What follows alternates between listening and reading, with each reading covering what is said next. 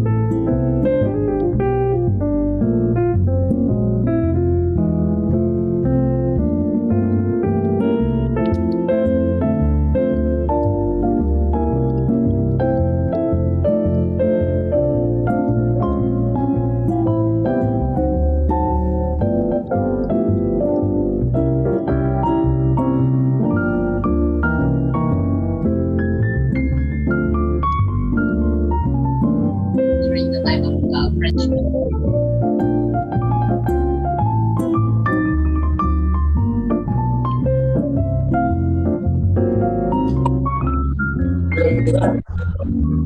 Bawah kasih apa?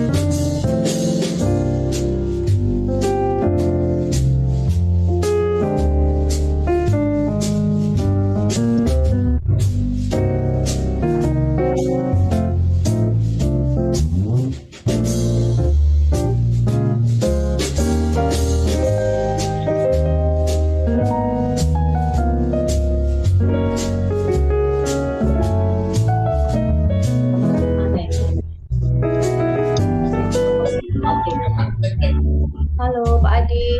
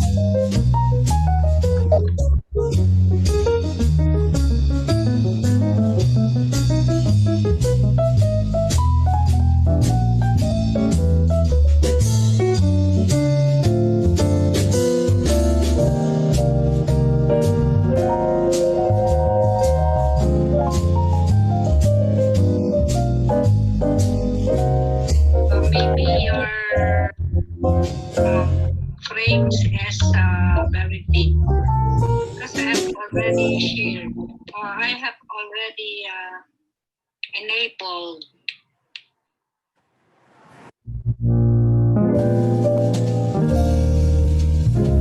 Hello, good morning all. How are you today? Good morning, Dr. Ika.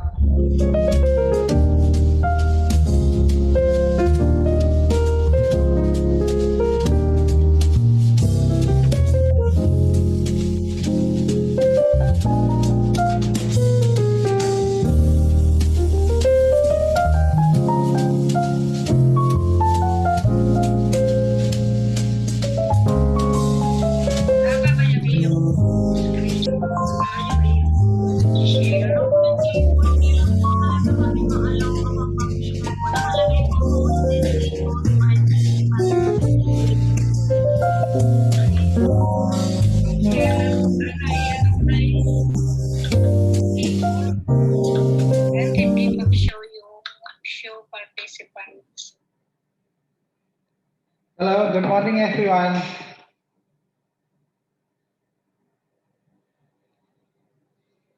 How are you today? Hope you are all well. Good morning, Dr. Ika. Hello, good morning, Pak Adi. How are you, Doc? Fine, thank you. How are you? I'm fine. We are all fine. Oh, wait, I'm still. Thank you for joining us, Dr. Ika. So guys, we already have one of the speaker for class number 1, and her name is Dr. Risma Ikawati, PhD. And then because we still have 10 minutes, let her try to speak whether her voice is clearly listen, and also she also would like to try the share screen. So please, Dr. Ika, if you wanna, can you speak? And Yeah, then, sure. Hello, okay. is it clear? Test 1, 2, 3, 1, 2, 3. Do I have to sing? No. For me, it's clear. Anyone? Is that clear for you, Dr. Ika voice? Okay, good. I'll try to share screen. Okay, please do so. Yeah, just one moment.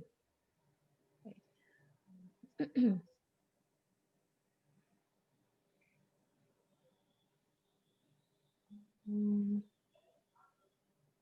let me see. Wait. Yeah, is it okay? So everyone Okay. can see my slide? Okay, good. Everyone can see Dr. Ika's slide? All right. For Okay. me, yeah, I can see it. Okay, good. Okay, thank you, Duty Kam. Okay, Dr. Ika, we will start in the next 10 minutes perhaps. So if you wanna do some coffee first, then Sure. yeah. Okay, we will start another 10 minutes, guys. If you wanna take some coffee or drink or snacks, please do so.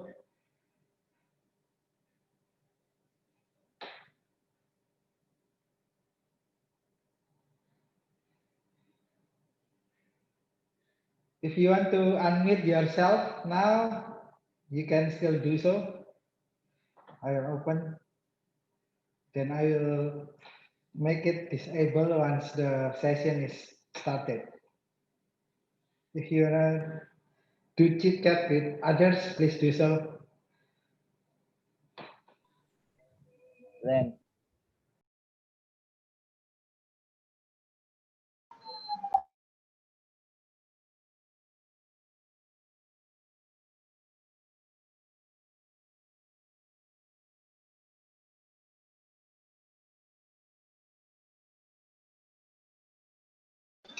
a very good morning to everyone.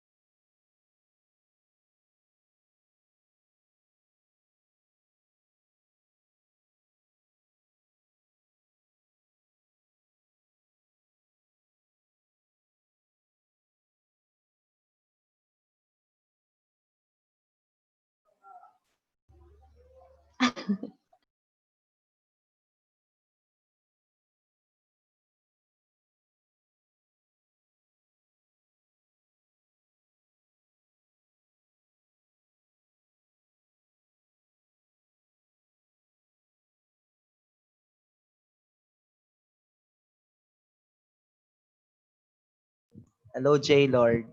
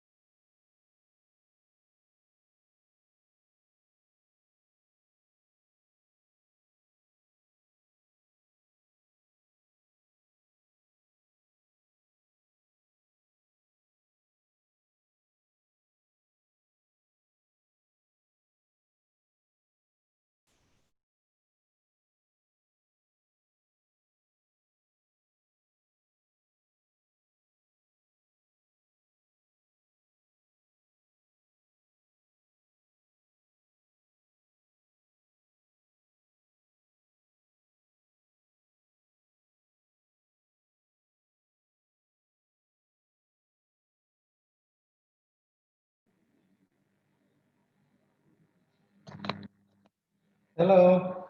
Good morning, all. For those who Hello. just joined, Morning. how are Morning. you? Morning. Hope you are well and hope you are still exciting for the first class of this summer program. Today, for the first class of our summer program, we are really pleased to have a reliable, very reliable speaker, namely Dr. Risma Ikawati, PhD. She is a real doctor, not the fake one. The And fake one. she is now the Vice Dean for Ubaya Faculty of Medicine. Good morning, Dr. Risma. How are you? Good morning, Pak Adi, and good morning, everyone. I'm fine. I'm doing fine. I hope everyone's also doing fine as well. Yeah. Just for your information, we have around 140 participants from 10 countries. Okay. Although some of them cannot join the classes or the class one today because they have class, but most of them are able to join. Besides, we also have a live streaming on the YouTube. So for those participants who cannot join today, they can also join in the YouTube and can also watch the recorded one. Okay, without a further ado, I would like to first read the curriculum vitae of Dr. Ika. Her complete name is Risma Ikawati, but her nickname is Dr. Ika. Let me share screen the curriculum vitae of Dr. Risma or Dr. Ika.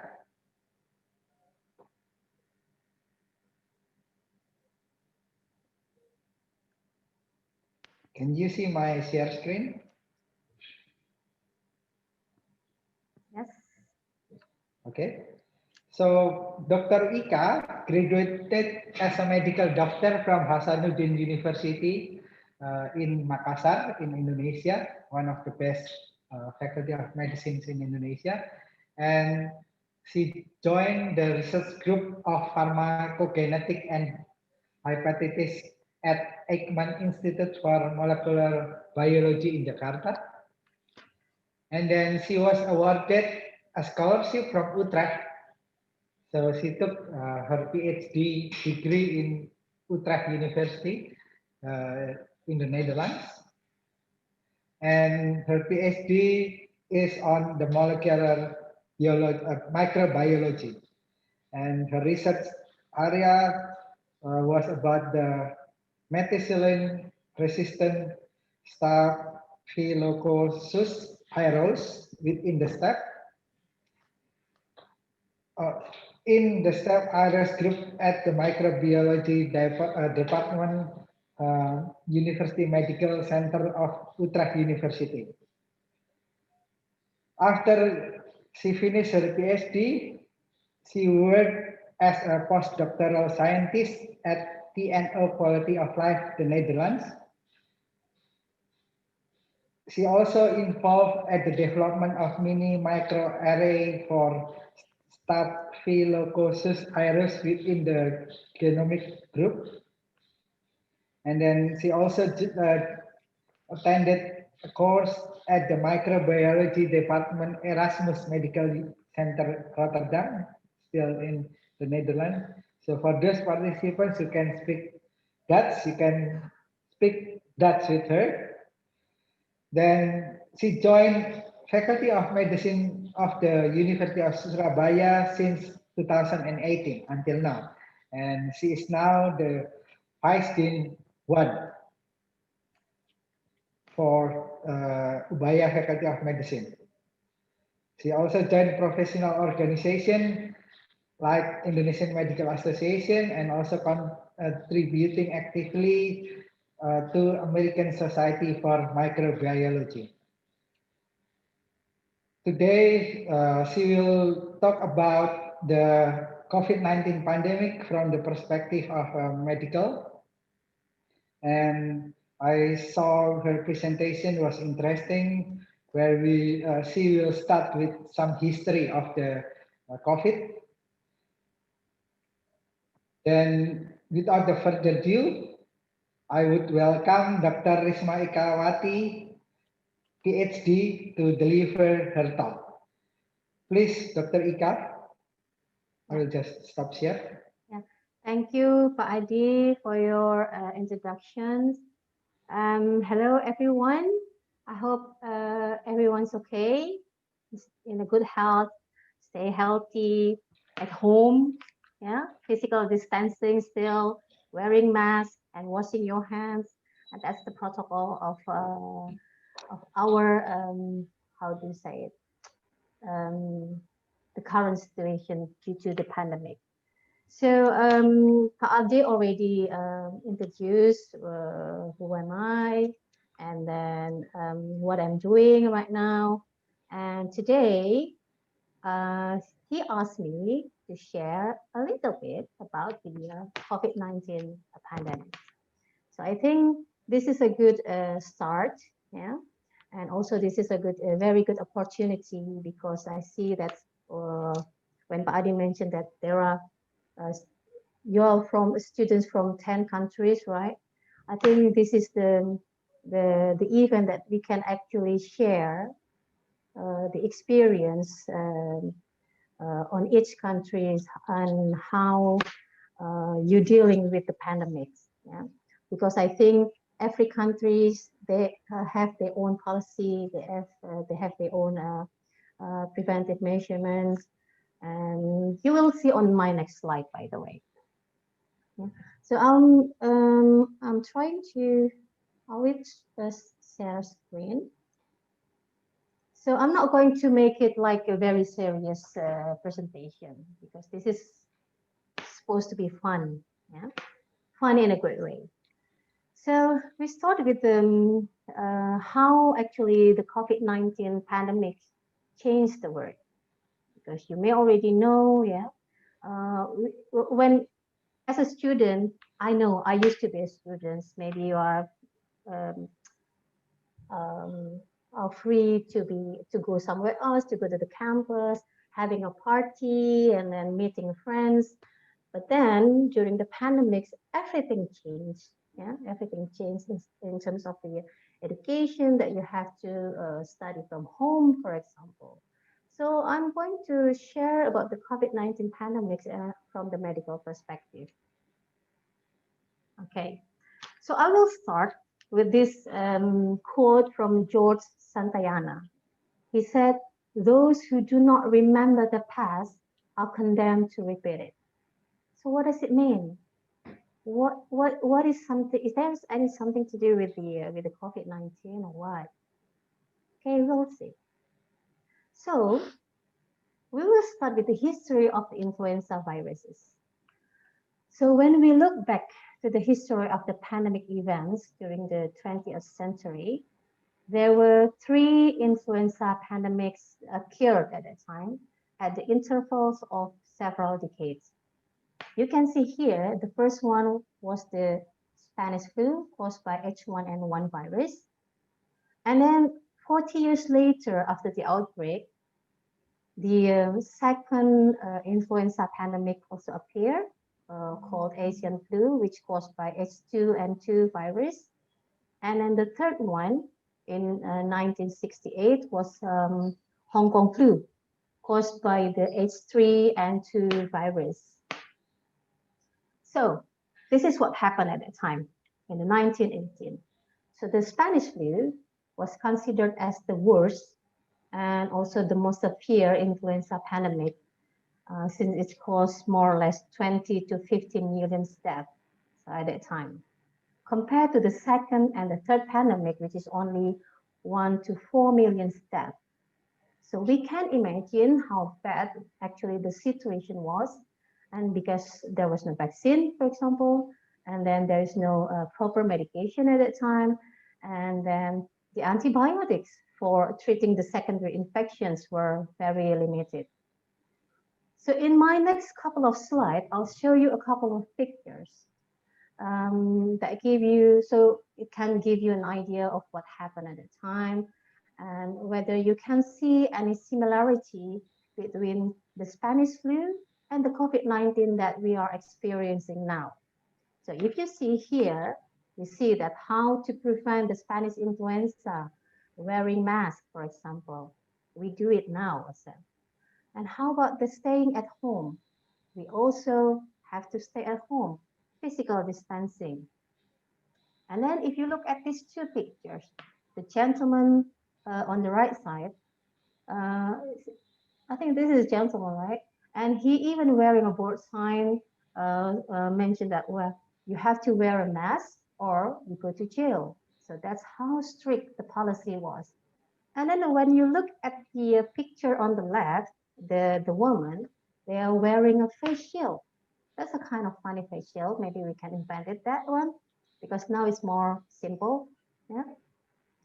And then these are the news about the cases of the Spanish flu in different places. And also several announcements about the closing the public facilities. Yeah. And then, yeah, you can see that nurse wearing a mask. That's how you protect yourself and protect the others from the flu pandemic. And then here, this is to show that actually this is happening everywhere. So you see that this girl is from Japan, and those family from probably from United America or from Europe, yeah, you name it. So from those slides that I have shown you, maybe you have an idea now that there are some similarity between the Spanish flu and the COVID-19. Of course, when we look at the clinical symptoms, for example, the clinical symptoms, the classical one is like a fever, nausea, and then sore throat, and then a coughing. It's more or less the same, yeah, between those two pandemics. And then they also spread through the respiratory droplets when people are sneezing or coughing, for example. But although they look similar, there is a major difference between these two pandemics. Because, for example, the most important is for the age distribution of the fatality. Because on the Spanish flu, the young working age populations are severely affected. And then for the COVID-19, the elderly actually got affected the most.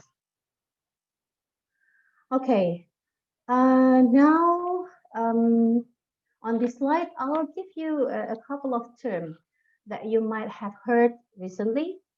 And why is it important? Because by knowing this term, you will understand better about the public health news. Yeah, and then I will use this term on my next slide. Okay, let's start with the basic definition. We start with endemic. So the endemic is actually something that belongs to a particular people or country. So this, for example, infectious disease, this endemic is just a very small population. But when there is an outbreak, so it's actually a greater than anticipated of the endemic itself. So it's getting much bigger. But then after the endemic and outbreak, there is an epidemic. So the epidemic is actually the disease that affects a large number of people within a community, population, or country. But then when it's already spread to different countries or even continents, that what we call it pandemic, like what we have now, the pandemic of COVID-19. And now we discussed to the main topic, which is about the COVID-19 itself. Yeah? So if you look at this graph, well, this picture, soon after the first case reported in Wuhan, China, so actually at the end of the year 2019, the number of cases increased very quick. And then that endemic became an outbreak. And it took a week, the endemic transformed to be an epidemic. And in 2 weeks, the first case outside China was reported, and it was in Thailand. And then from that moment, the journey of the virus began. The virus started to invade other countries, other continents. And then just within a month, the WHO reported that the COVID-19 is actually a global threat. And then finally, on the March 11, the WHO declared that the COVID-19 is pandemic. So that's very quick, yeah. It happens very quick, and everybody was like, no one is actually prepared for this pandemic. So what is the COVID-19? So the COVID-19 is actually the stands for coronavirus disease 2019. So this is actually an infectious disease that starting in 2019 caused by a newly discovered coronavirus. Yeah? So this virus actually is not known before the outbreak. We don't realize there is such a virus present. And the virus we called, later on, we called severe acute respiratory syndrome coronavirus 2. Okay, or SARS-CoV-2. When there is 2, there is 1, of course, yeah? Okay, so if we go to the virus itself, so what is the SARS-CoV-2? So this is, okay, here. So this SARS-CoV-2 is actually a virus belong to a big family of coronavirus, which may cause illness not only in humans, but also it's actually in the beginning in animals. In humans, several coronaviruses are already known to cause respiratory infections, ranging from a very mild symptoms such as common cold to more severe disease such as severe acute respiratory syndrome or SARS. For example, SARS is actually in 2002, and then also more or less at the same family of coronavirus appeared in 2012, I think. That's the disease was called Middle East Respiratory Syndrome, or MERS. And at the moment, we have COVID-19 caused by SARS-CoV-2. And one is interesting here that actually, if we can see that actually the animal and human interaction is getting closer than before. The microorganism who actually used to live in animals now jump to humans. I will show you why on the next couple of slides. Yeah. Okay. All right. This is actually the phylogenetic analysis of SARS-CoV-2. Yeah. Which compared to the other coronavirus. So you see here that SARS-CoV-2 and then SARS-CoV, SARS-CoV for the SARS. And it is obvious actually that the SARS-CoV-2 show a close similarity to those coronavirus isolated from bat and pangolin in China, compared to the SARS-CoV, and also the MERS. What is it again? The similarity is not that close anymore. Okay. So this looks complicated, but don't worry. So since actually the start of the COVID-19 crisis, thousands of open source projects have been emerging across the world to actually model the pandemic in order to develop the solution.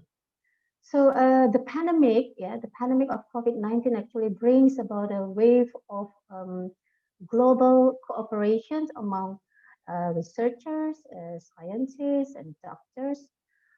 They want to collaborate and try to get the solution as quick as possible. This slide is only an example on how the scientists from all over the world collaborate by trying to map the virus itself. As you can see here, that actually the entry is about 16,000. So it's actually not possible if one institutions just do this by themselves. Yeah, it has to be collaboration. From this data, we actually can see that there are actually four big groups of SARS-CoV-2. There are S clade, G clade, V clade, and other clades, and they are all specific for each countries. So if you want to compare from one country to another, they have a bit difference of the virus itself, a kind of a slight mutation. And this one is actually another study using a phylogenetic network of 160 SARS-CoV-2 genomes or material genetics. And they found three types of viruses: type A, yeah, I don't know. Yeah, type A, type B, and type C. Yeah, this is also to show how actually similarity between those three and what the mutation that already occurred.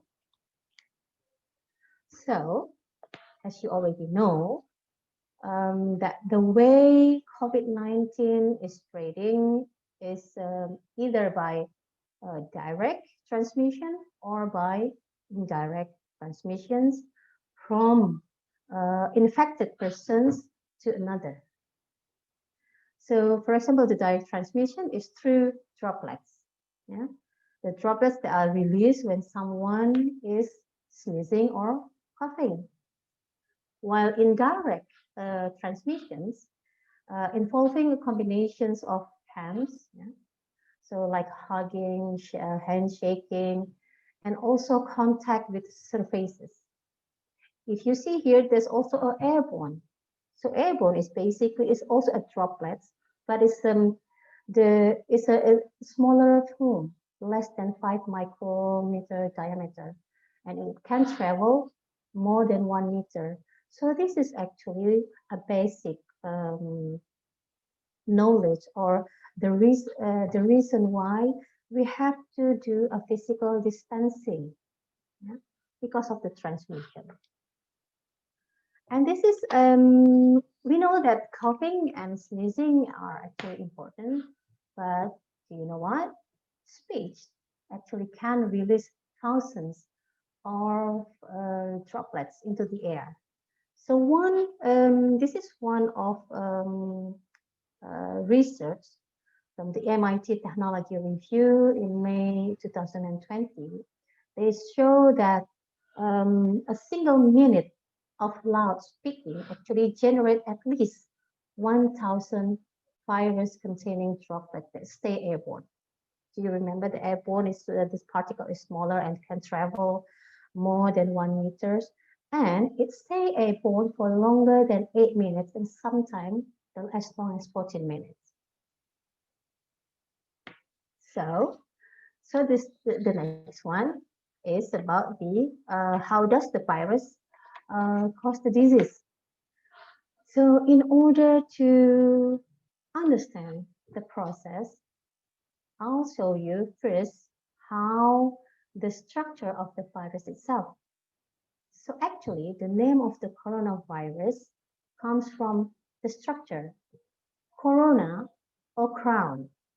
If you can see here from this picture, you see that the virus is actually covered with spike.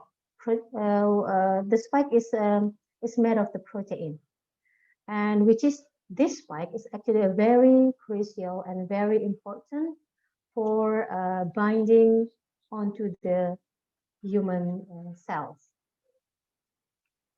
And the pathogenesis of the COVID-19 is actually starting when the virus is inhaled and then reach the alveoli.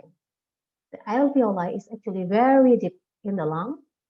And then if you, maybe some of you already know that the alveoli make up 99% of the surface of our lung. Yeah. So the surface area of the lungs made up 99% of the alveoli. What happens there in the alveoli is gas exchange O2CO2 happens there. So I already mentioned about the spike protein. Yeah. So this spike protein, the spike protein will attach to the ACE2 receptor of the host cells. Yeah. And then follow the binding of the spike protein to the ACE2 receptor. The spike protein, and then the virus will is internalized, and then the internalized virus then uncoded and releasing genetic materials, yeah?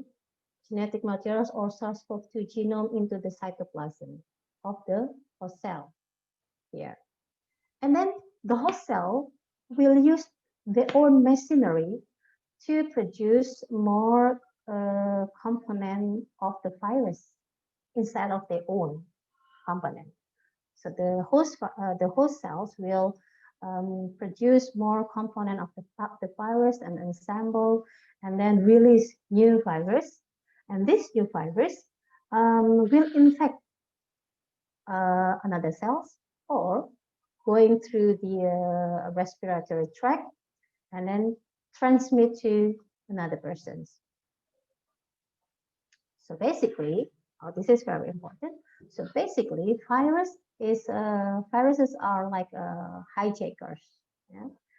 They have to invade living and normal cells and use the machinery of the host cells to multiply and produce other viruses like themselves.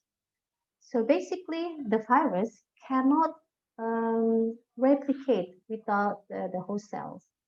And then outside the host cells, the virus is just only waiting to attach to another host cell.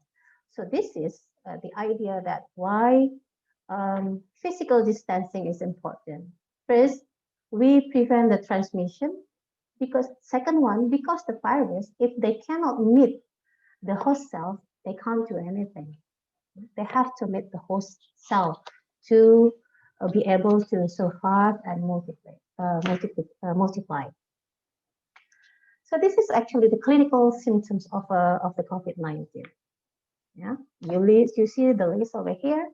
But in the beginning of the pandemic of the COVID-19, the classical clinical symptom is actually like a fever, coughing, sore throat, and then difficulties of breath or shortness of breath. But then later on, the clinical symptoms become even more confusing or diffuse. It's not specific anymore. So that's why sometimes, or sometimes even asymptomatic. You see people just walking around, although they are actually carrying the virus, and we don't know. So, since the clinical symptoms become more diffuse and less specific, nowadays COVID-19 is known as the new great imitator. Before, the great imitator is the syphilis, but now COVID-19 is the new great imitator. And because why? Because other organs that are infected also giving a different clinical manifestation. It's not a specific anymore. Yeah? So from this table, we see that the signs and symptoms of the COVID-19 patients, yeah, from fever, fatigue, cough, anorexia, myalgia, dyspnea, and etc. Yeah, that's the most common. That's on top of the list. At the bottom is it becomes less and less specific, but now we can get a patient just with the abdominal pain that actually carrying the COVID, the SARS-CoV-2 virus. Yeah, and this is actually how do we detect the virus, the SARS-CoV-2 infection. There are actually two commonly used methods that at the moment. The first one is serology antibody test, yeah, like this one. And the second one is actually the swab using the real-time PCR to see or to detect the virus itself. So we talk about the antibody test. So basically, the principle of the serology antibody test is to detect the antibodies that are produced after the infection. So after the infection, the antibody, the body will produce the antibody. In this test, there are it will show the immune response of the host to the infection, of course. Yeah? And there are two types of antibody that can give us information. Yeah? The first one is IgM, IgM antibodies, and the second one is IgG antibodies. The combination of these two will give us information about the status of the immunity. Yeah? For example, here, IgM, IgG negative means there is no infection happened. Yeah, there's no infection to that person. But if IgM and IgG positive, so it informs us that actually there is an active infection occurred. If the IgM is negative and the IgG is positive, it shows us that there is an infection in the past, or past infection. So N is actually the I always remember the IgM because sometimes we just confuse which one is the present one, which one is the past. I just took the IgM as a moment. So at the moment, so IgM, when the IgM positive, IgG negative, so it means that it's actually the early stage, and the other way around. When the IgM is negative, IgG positive, it shows us there is I already mentioned that there is a past infection. Yeah. And then there is a second one is to detect the presence of the virus using real-time PCR. Yeah? How does it work? So first, the nasopharyngeal swab. What does it mean? Yeah. So we basically took a sample from the nose and from the back of our throat to get the samples, and then we collect the sample and then extract and purify the material genetics. They are there. So and then we do the PCR to PCR using a fluorescence dye that binds to the DNA of the virus. So if the virus is present, the DNA copies are detected. But of course, the other way around, if there is no virus, so there is no DNA copies. So it's very straightforward as it is. Yeah, so this is how, I already mentioned on the previous slide.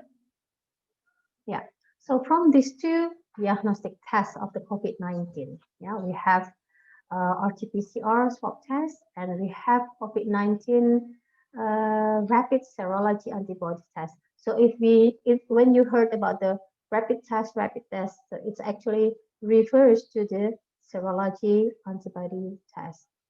From these two diagnostic tests, they make we can actually compare.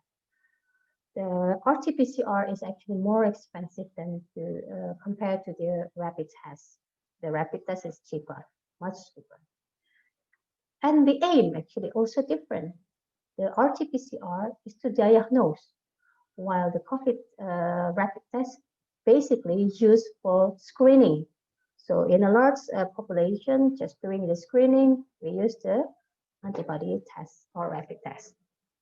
And then the way they took the sample is also completely different. The other one's swab on the throat, the nose and throat, and the other one is just withdrawal of blood from finger, for example. And then the result, the result with the antibody from the rapid test is only show the antibody, the IgM, the IgG, to see or to show that how the immunity. Is there any antibody already produced after infection or not?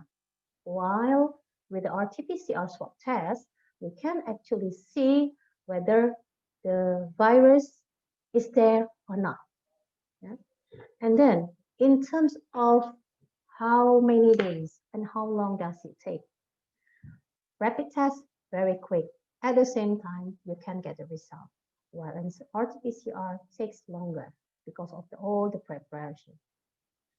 And then you can see all the rest, yeah, when the best time to take the test, yeah, and then the accuracy, of course, the RT-PCR is much higher compared to the serology antibody test.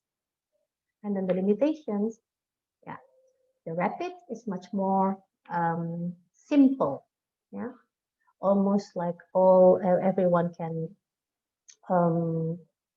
do it. Not everyone, but the medical workers can do it.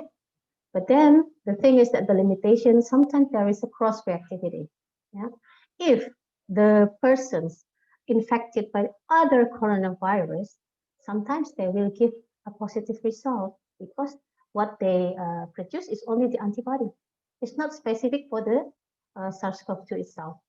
While in the RT-PCR, it's much more labor intensive. Yeah? Okay, so this is actually now we look at the present status of COVID-19 globally. Yeah? I took this from September 20th. So the new cases now, confirmed case is about more than 30 million worldwide, including more than 950 deaths. And then the new cases is about 300,000. And if we can see that the confirmed case is still going on, yeah, it's still rising or increasing. And this is actually the to show that this is the pandemic protections, and we compare between countries. So as we know that each country actually implemented their own policy, their own preventive measures in response to this pandemic. If you see this stringency index here is actually describe the overall severity of the COVID-19. And if you look at the orange and the dark red dash, it actually represent the high number of confirmed deaths. Yeah? So here, by looking at this picture, so we can compare each preventive measure and the impacts on each countries. I'll give you an example. For example, yeah, the South Korea. The South Korea implemented social distancing and the public facility, and here the business even closed. You could see here that the total confirmed death is much lower compared to the other countries with no restriction, yeah, or too late to implement the restriction. So this is how we see this data. So how about the coronavirus cases in Indonesia? Yeah. Unfortunately, it looks still going up. Yeah? We haven't even reached the peak yet. We don't know when. This is the daily new cases in Indonesia until September the 19th. I think it's already reached 4,000 cases per day. And this is from the data showed here, yeah, also from I collected in the 19th of September. We see here that the confirmed case is already reached more than 240,000 cases. And then the death, yeah, the death toll is already reached more than 9,500. And we see the trend here still going up.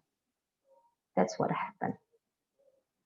This is a comparison, so there is no gender difference, yeah, between male and female is the same. And this on the right side is actually to show the age difference. As I already mentioned earlier, that from the COVID-19, the elderly get the most impact. Yeah? For example, this one, it's the light blue. So this is actually the epidemic curve of individual provinces. Yeah? You see, there have so many variations.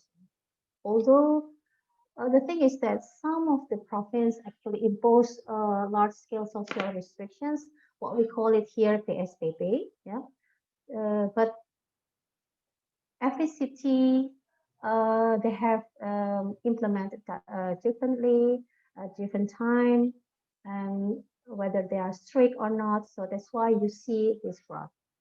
It's not there is so much variation. So do you think Indonesia is ready for the new normal? Yeah.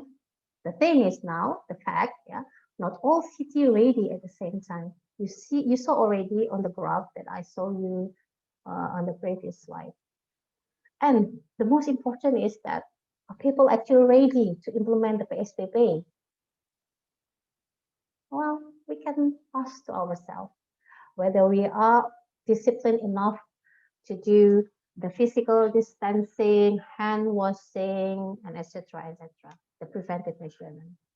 So perhaps this is not a good start for new normal if we are not ready.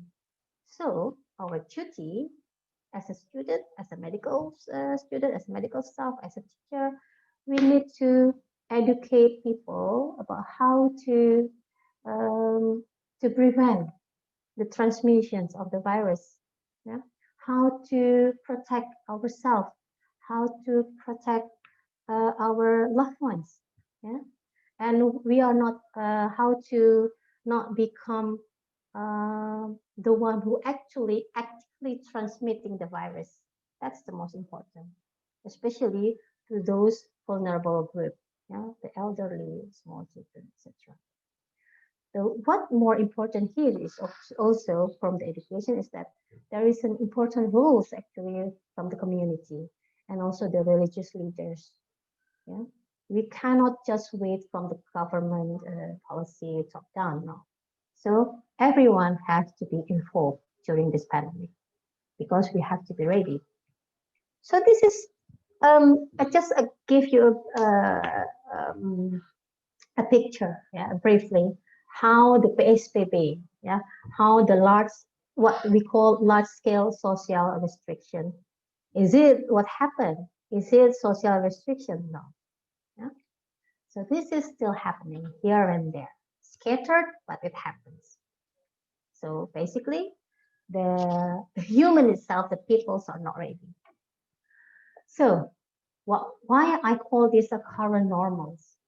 Because in the beginning of the outbreak of each infectious disease over here, it's not normal at that time. But now these diseases are here with us. This is our current normal. The dengue, HIV, tuberculosis, influenza, hepatitis, and malaria. At that time, it was wow, there is an outbreak. But now we see it as like, okay, that's a normal. Yeah. So back to the history of the infectious disease, when we look at interaction between human and then between human and microorganism, this interaction actually happened since 1,000 years ago. Yeah? So if you look at the theory of the evolution, maybe some of you ever heard about the survival of the fittest. So that's actually what makes all the living thing has to strive to be more adaptive in order to survive. So it's not who's the biggest that will survive, who's the strongest, but the thing is that who's are more adaptable and adaptive that will survive, including the microorganism of the virus. Yeah? And there's also a reason why the microorganism or the virus is chasing the human or like to infected humans, because they look human as the most favorable environment to live. Why? Because first, life expectancy of human is much more longer compared to the other living things, yeah, or animals. Yeah? And then human travels. We are so mobile, so it's very um, um, it's very easy for the virus or microorganism to spread because we are actually they use us as a vehicles for them to spread everywhere. So this is the prediction as the basis for the new normal, back to the new normal. How about the vaccine? Vaccine is very promising. But the thing is, the vaccine and drugs will not be available very soon. There are couples, the step, yeah, that they have to go through is quite long. There is a clinical phase 1, 2, and 3 for the drug and the vaccine. So it won't be available soon, and we are simply do not know enough whether this vaccine will be effective or works. So we still have, it still takes some time until we know for sure that the vaccine will be effective. So this is a couple of clinical phase vaccine candidates for COVID-19. Still in phase 2, but I think nowadays there are a couple of vaccine candidates already in step in the phase 2 and phase 3. How about the herd immunity? I guess you already heard about the herd immunity because everyone is like, okay, just let them go, and then we got immunity. That's what we call it, herd immunity. But the thing is that the herd immunity appears after or post-infection. So the thing is, the basic or the principle of the herd immunity is that they let us to get infected, so our body can develop a specific immune system to the COVID-19. So if it naturally requires 85% of the population are infected and developed antibody to COVID-19, for example, let's say I'm not going to take 85% of the population. In Indonesia, for example, we have like 250 million citizens, yeah, population. So just take 80% of the population. It means that the other 80%, 50% will be will getting ill, or there will be a high number of deaths. Yeah. So there are actually 2 countries have tried herd immunity. There is the UK and the Sweden. But then what we see is actually the mortality increase. So at the end of my presentation, yeah, so actually the virus is here to stay. We have to learn how to live with it. But what we can do is actually we have to preserve our the public health, yeah, with a good hygiene, safe physical distancing, wearing masks, work from home, home-based learning, etc. And then we have to understand that no one size fits all. I guess you heard about that. We are not on the same boat. But we are in the same storm. Yeah? So each country will define its own new normal. They have their own context, capacity, priorities, resources, etc.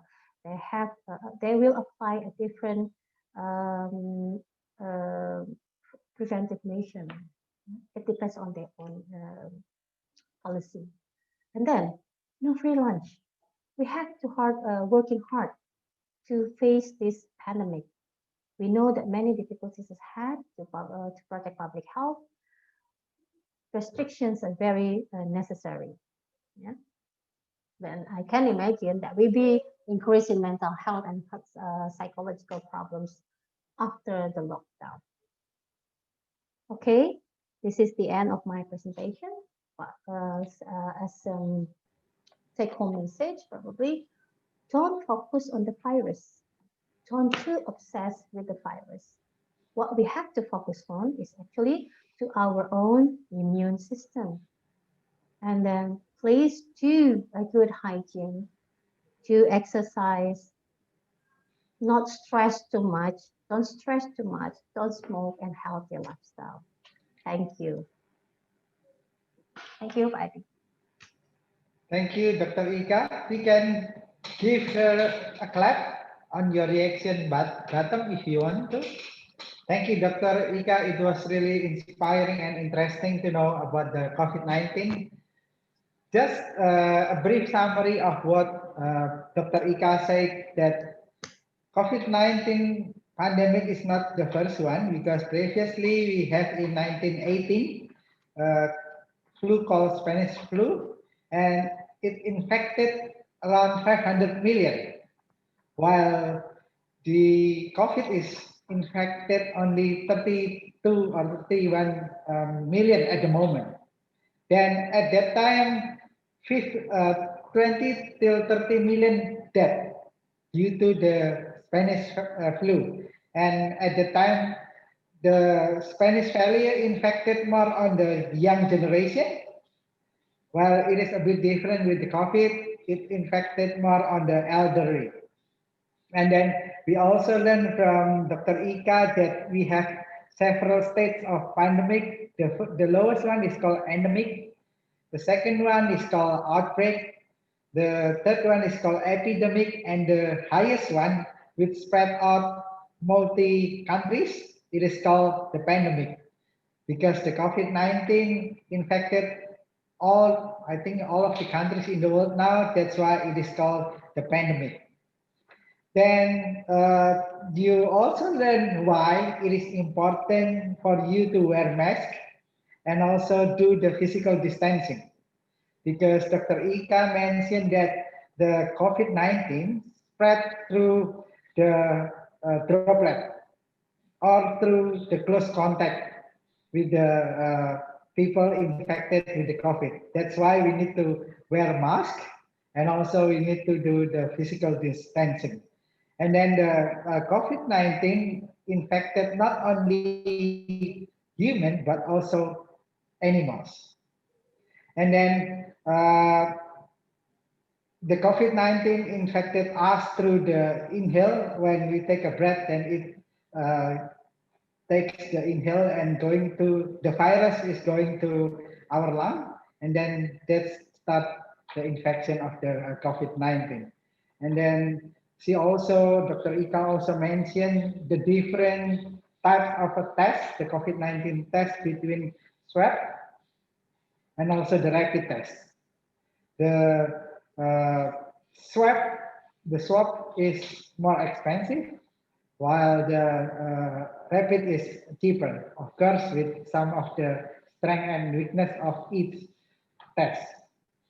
And then she also mentioned about that the evolution theory, that not the strongest one, not the biggest one that will survive, but the one who can adapt with the environment is the one who will stay or will survive. And that's the evolution theory from the Charles Darwin. And then she also mentioned briefly about the situation in Indonesia. You saw on her pictures of the large-scale social restriction applied by many cities in Indonesia, but a bit weak in the implementation. If you saw the photos, it is a PSBB, but many people gather together.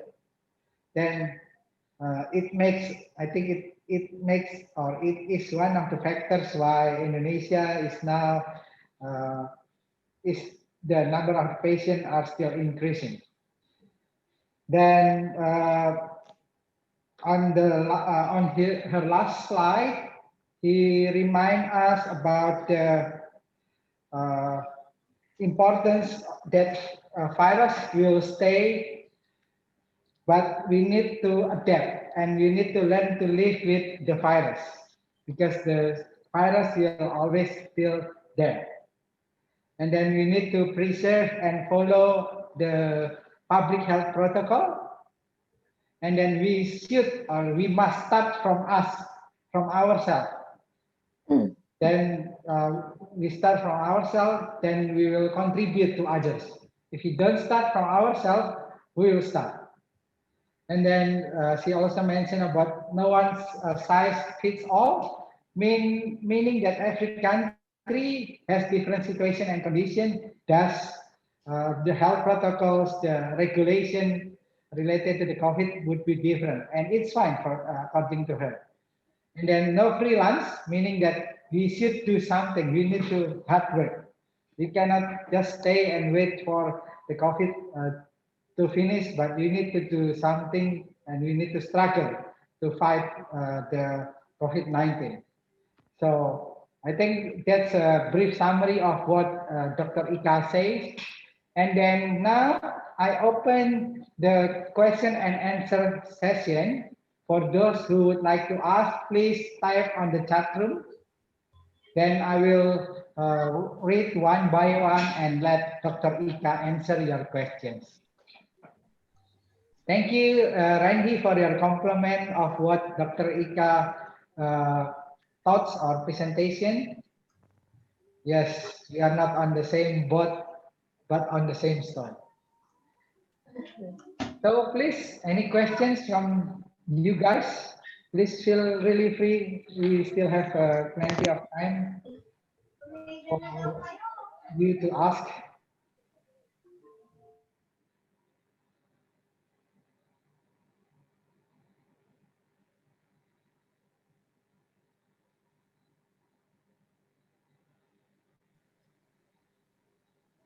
Please, guys, any questions? Randy, perhaps, or Ria, or Fritz? I hope this is very clear enough. Yeah, I'm not going to. Well, in the beginning, when I prepared the slide, it was so detailed, but then I was like, okay, no, this is like a general knowledge that everyone has to know, and it can be implemented by us.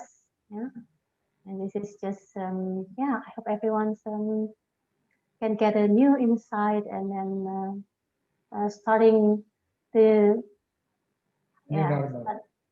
starting. Be ready, be prepared. Okay, there is a question from Andrew Day from Hindustan, India. Will the virus further continue to mutate? Which one? Will the virus further continue to mutate? Oh, okay. Well, if you look, we are not talking about the corona, yeah, the coronavirus, or we do actually, because the thing is that the nature of the virus, they are able to mutate very quick. That's the nature of the virus. So you can imagine that once they are infected, the host cells, and when they are actually already multiply and then infected another cell, it's possible that they're actually mutated because they have to be, well, the basic things that they have to survive. If the environment is not very favorable for them to live, they will make a mutations. And the thing is that the virus is always, they're actually smart. The human is always a few steps behind of the virus. Well, that's a song probably, but I didn't know, a couple, few steps behind. But then that's the fact, yeah, that we have to remember on our mind that the virus is very quick to mutate. So it's possible. And then, yeah, Padi? Yeah, I just knew that virus is smarter than us too. Yeah. Okay, so another question from Sandrex from Lyceum, Philippines, Batangas. She's a biology student. Her question is, when antibodies are already forming or are found during the testing, is there still a risk for contacting COVID-19 again? Yeah, this is actually, if you read the news or if you heard the news that some people actually got infected with the COVID-19 and then they recovered completely. But then there is some cases in Japan, for example, there is a case of reinfection. They got another infection of the COVID-19. So yeah, actually there's also answering the still Sandrex, the possibility of reinfection. So still there is a possibility of reinfections. And we have, like what I said before, we also have to keep in mind if the virus, if the mutations actually occur once more to the to the SARS-CoV-2, when they're infected to the same person, this person won't be able to, or they don't have the same antibody against this specific virus. So the reinfection is still possible. Although now it's like still pro and contra about the what happens now, whether the scientists still looking at the possibilities of this, and to see whether actually when we actually develop antibody to this specific SARS-CoV-2, whether we actually develop immunity against the COVID-19 or the SARS-CoV-2. But still, the possibility of infections happens, and we already see the cases, and but how, and it's still not clear enough, but it's possible. Okay, so it is still possible, Sandra. Yeah. Then the next question is from Randy. I would like to know, when can you expect the flattening of the curve? This Okay. is a very good questions, and everybody also looking at the answer. When are we going to flattening the curve? Because if we look at the history, back to the history again, for example, the Spanish flu, it's not like one peak and then that's it. They have like the second wave and the third wave. So what we can actually predict with this COVID-19 is also more or less the same. It could be like the first wave that we already had before, and then the second wave maybe we are facing now with the more virus or more fatal virus. We don't know, but when it's flattening, I think it takes some time. Some of the study even mentioned that maybe it takes like 2 or 3 years. We cannot expect that this will end soon. But the thing is that with the COVID-19, everything's still questionable. So that's why now it's like open source. Everyone actually working together to understand the characteristic of the virus, and then to predict how the virus behave, and to see whether there is like the light at the end of the tunnel. When are we going to end this pandemic? So that's my answer. Thank you. So Randy, we don't know yet. Yeah. We hope to see the light after the tunnel, but yeah, we don't know when. Then the next question is from Lutrang from University of Da Nang. We have been through several pandemics, from the Black Death, the Spanish flu, and some kind flu from India. Then here we are facing COVID-19. So I'm wondering whether the viruses have a certain routine to exist. I mean, it is like every certain amount of time, the nature will spread some types of infectious virus. So is that any kind of time duration, or any every how many years the virus will attack humans? Is there any kind of a trend? This is a very good one.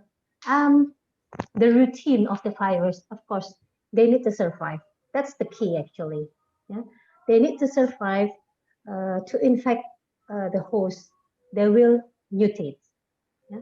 But whether there is like okay, every 10 years there will be a pandemic, or every 100 years it's gonna be a pandemic. The pandemic, for example, like between the Spanish flu and then the COVID-19, we don't know. We just following the trend. We just studying the history, what happened then, and then what measurement they did in the past, and that's it. Whether it will occur every 50 years, every 20 years, we don't know, because the mutation we cannot predict. But what we important here is actually we have to be ready. Yeah, if this happen again in the next maybe like 50 years from now. The people in the future will learn from us what we are doing right now. Yeah, I think so. There is no like the routine is only like, okay, the virus needs to survive, and that's it. So the same like humans, even Yeah. virus need to survive. Yeah, the virus, the microorganisms needs to survive.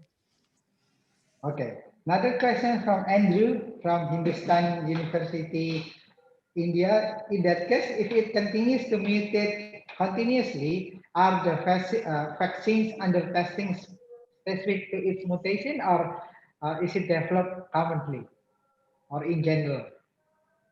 So basically, the vaccine is there are different kind of vaccines at the moment. When you look at the structure of the virus, the vaccine that we are making now is actually targeting a different structure.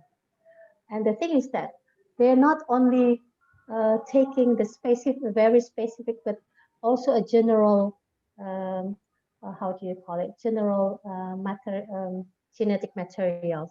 So in order to be able to be used on someone else, yeah, because when it's too specific, maybe it's just like you cannot use that specific vaccine. The thing is that the vaccine is not only, I think the scientists is not only take from one strain. They collected a group of strains, and then from that group of strains, they will find what is the common region of this the virus that be able to use as a target of the vaccine. Yeah, that's a more technical. So vaccine is more general. Yeah. So the use of the vaccine can be more general. No. Okay. Yeah. Then another question from Hindustan participant, namely Kanan. Can we create a precautionary steps for any future epidemic situations? I think we can. I think we can. Yeah. Um, so I think we have to learn what I said on what I show you on my first slide, that we have to learn from the history. We have to learn from the past. So the thing is that now, whether we actually already implemented something, whether we already have a very good preventive measurement, that we can actually use for the future. Yeah.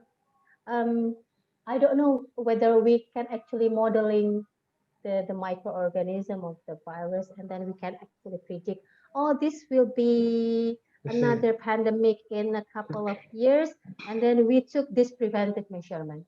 It's possible. Why not? In the era of like right now, where the communications we share to everybody, I think nothing is impossible. Possible. Okay, thank you. Another question from Gian Carla Ramas from Lyceum Batangas. Is it possible to totally eradicate COVID-19 or erase or eliminate? To completely erase, do you mean like, is it completely erase the virus? If it is if like we erase the virus completely, as I mentioned earlier, yeah, if we find, well, the virus still needs to survive, it will mutate. Maybe the same virus mutate and then will produce a different virus, and then the disease will be something else. But maybe it's just the ancestor is just the same coronavirus as what we have now. But in the future, because of the many mutations, it will happens again. They still survive. Another disease, infectious disease, occur. But if we want to completely eradicate, I don't. Well, my personal opinion, I don't think so. Because of what? Look at the if you look at my other slide about the HIV, tuberculosis. and then dengue fever, malaria. It's not completely eradicated. We already have this vaccine for those diseases, but why they are still here? So as I said on my last slide, that actually the virus is here to stay. We have to just learn how to live with it. Yeah? It will not completely gone, but maybe with the mutation and it's getting less and less virulence, for example, and then we human also wants to survive. We know how to make a protective measurement and etc. Maybe with the new medication or the vaccine. But completely eradicate, I don't think so. Happen in the near future. But that's only my personal opinion.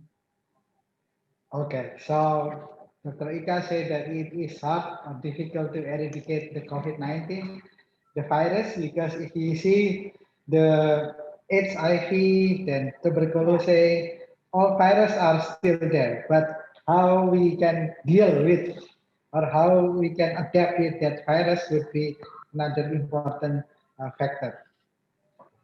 Now, what do you think about the airborne? This is the questions from Sita Edit from Hindustan. Mhm. What do you think about the airborne?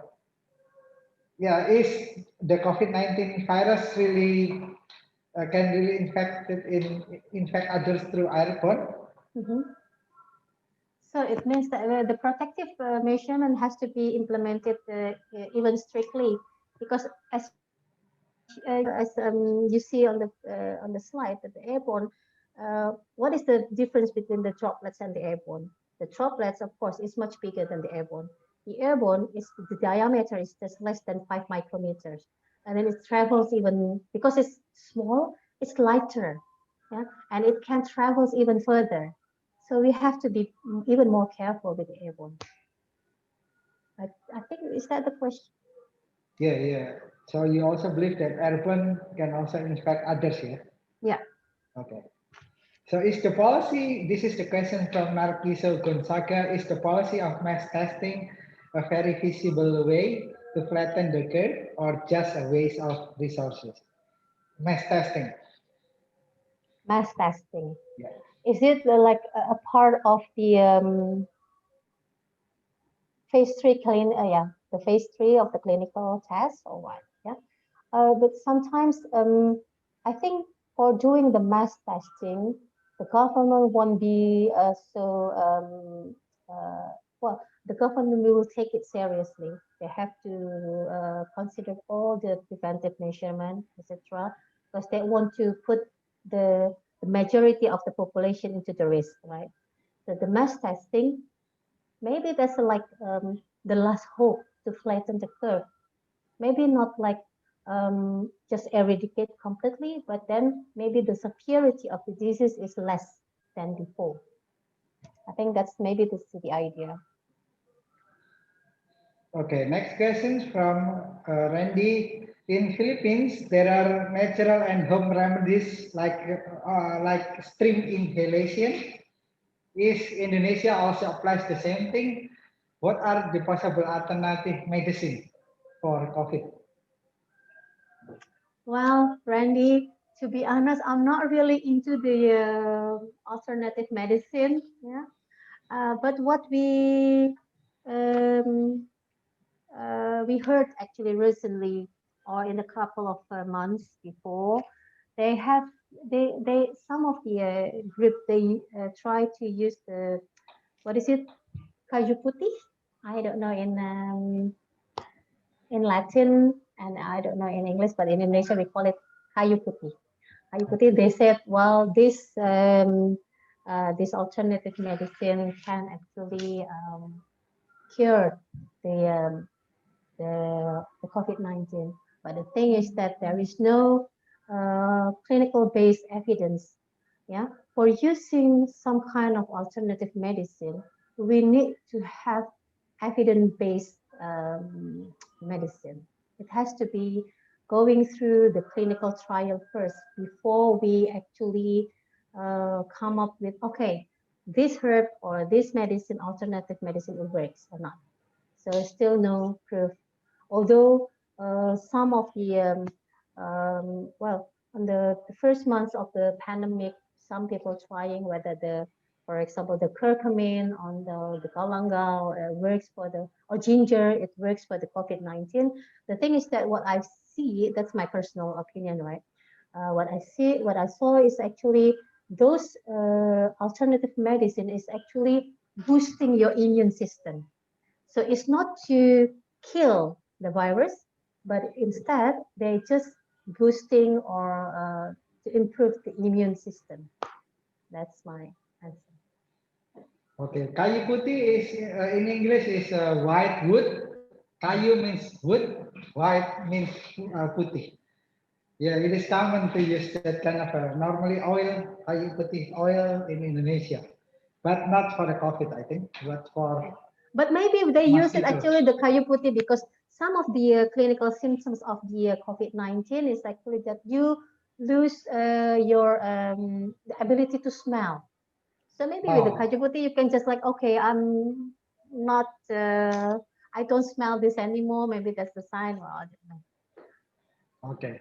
Yeah. Then next one is from Nutrom, but she already gave some opinion about the right actions related to law enforcement, I think. Then from another question from Lexin Cabrera, will the genomic sequence of COVID-19 help in the creation of vaccine? Since I think that its genomic sequence is associated with other coronaviruses. Yeah, Lexin Cabrera. I think, yeah, I think it will help because that's the genetic information of the genetic materials incomplete version. So I think the scientists use of the data from the genome sequence to generate or to make the vaccine. So that's, yeah, I think it helps. Okay. Then another questions from Tasbil from Daffodil, Bangladesh. We are thinking that the situation is almost normal. Then we go outside and doing our daily tasks almost. The thing is, I knew that COVID-19 can survive itself in cold places. Is that true? If yes, then there is any possibility to spread up. So cold places infect the virus more than hot places. Is that correct, Doc? No. Yeah, we don't know. Yeah, we don't know yet. The thing is that the SARS-CoV-2, yeah, the SARS-CoV-2 virus is still very mysterious. We cannot make a conclusion whether they are actually survive in a cold, on the heat, or in the warm. So we don't know yet. Still, so many questions out there, and the scientists are trying to find the answer. Okay, another question is, it is said that coronavirus is kind of a biological weapon and it has been evolving and changing into the new types so fast. Yes, what is your opinion of this? Well, the thing is that if you want to use this virus as a biological weapon, well, nothing is impossible, right? But the thing is that changing into new types, that's the nature of the virus. They mutate to survive. That's I think that's my opinion. Nothing new here, actually. Nothing new with the virus. The virus will mutate anyway, whether you like it or not. So it is not the biological weapon, yeah? Well, if I don't know, if someone want to use it as a biological weapon, yeah. But it's so many, the thing is that it's so many conspiracy theory behind the COVID-19. So many. The thing is that we, yeah, as a scientist, we have to talk about the fact, yeah, what the other people is doing with the research they are doing, the data and everything. So we have a basic knowledge, we have a basic data of what we actually that's what we believe. the conspiracy theory, maybe they have their own data, but as a scientist, I cannot answer with the conspiracy theory. Although it's very interesting though, because I remember that some of the novel, I think that's a very old novels, they even mention about this, what is it again? This disease. Oh, Yeah, that's the conspiracy theory. okay. Yeah. There are a few more questions. So after this, I think we can stop because of the time.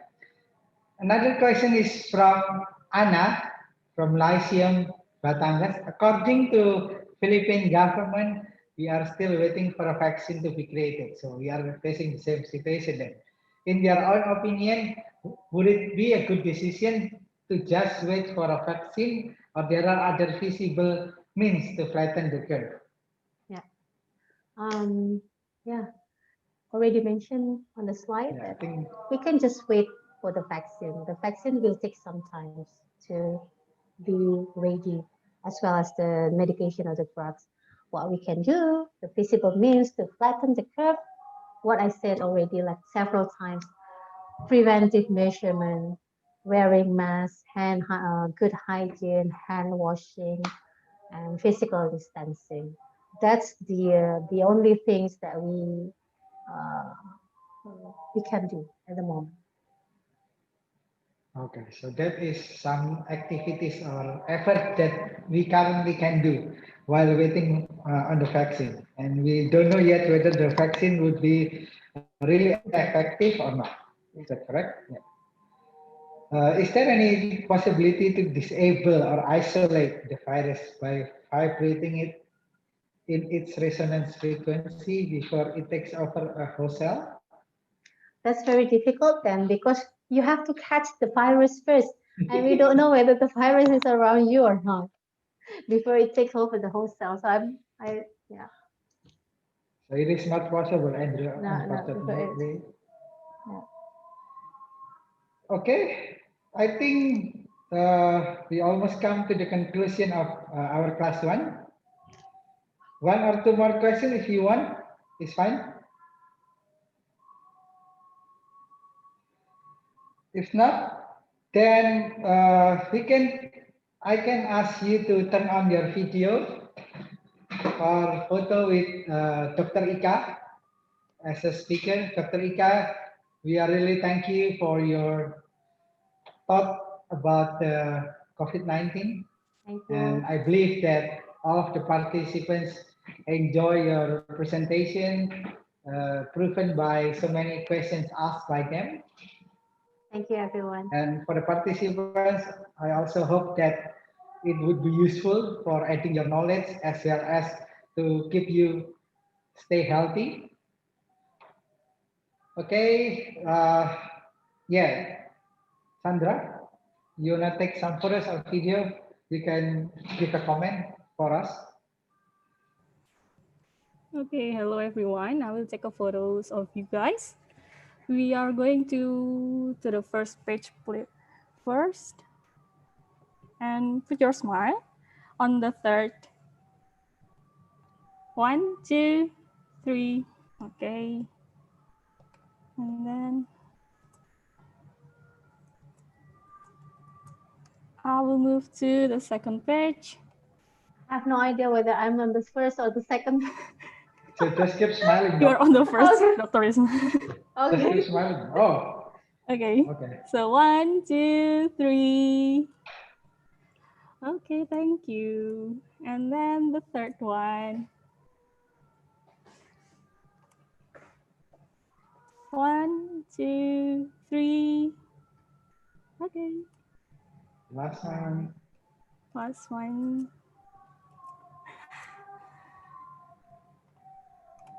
Okay. Okay. Thank you, Thank guys. you. Thank you, So we will everyone. meet in 1.5 hours, which is 1 o'clock Western Indonesian time. So you can have your lunch and have a break for a while. Then see you in 1.5 hours. Bye bye all. Thank you, Doctor. Padi. Thank you, Thank you. everyone. Stay safe. Stay safe Bye. all. Bye-bye.